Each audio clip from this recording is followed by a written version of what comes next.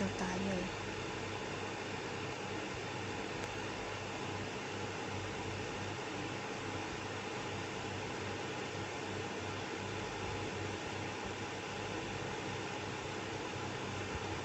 Ayan na. Baba kayo ng bahay nyo. Walang bawal dyan.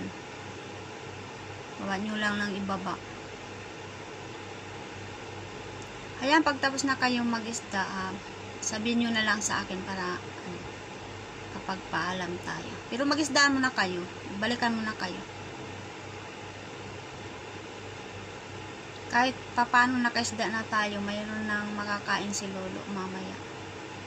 Ganap boy lang tayo para kay Lolo. Ang inisda natin, andyan si Lolo nakaabang. Pagkatapos ito, mamaya-maya andyan na naman siya. Kinuha na naman ang inisda natin.